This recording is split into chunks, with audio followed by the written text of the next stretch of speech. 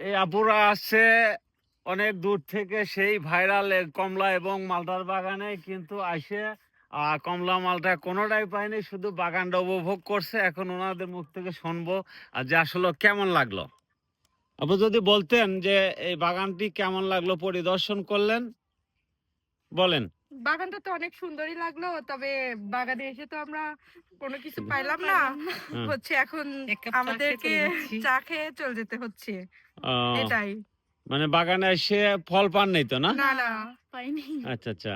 আর কি চা খেয়েছেন নাকি? হ্যাঁ আমরা চা খেয়েছি, এখন চা খেয়ে বাসায় চলে যাব।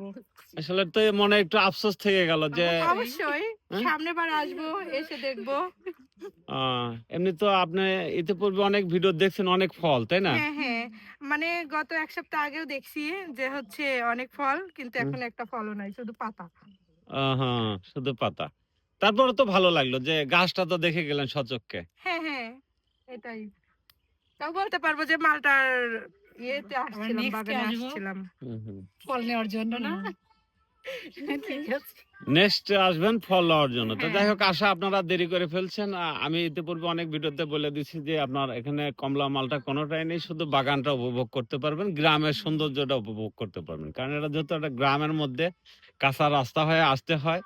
আর ভিডিওতে তো দেখছেন অনেক সুন্দর একটা বাগান, যখন ফল ধরেছিল, দেখছেন না এরকম? হ্যাঁ দেখছি, এটা আমরা ফেসবুকে দেখছি। হ্যাঁ হ্যাঁ হ্যাঁ। যাই হোক, আগামী বছর আল্লাহ পাক যদি বাঁচায় রাখে, নভেম্বরের মধ্যে চলে আসবেন। নভেম্বর মাসে এই বাগানটায় আপনার ফল কিনতে পারবেন এবং নিয়ে যেতে পারবেন। ঠিক আছে, ধন্যবাদ। তো ঠিক আছে আপু, আপনাদের ধন্যবাদ। ওকে।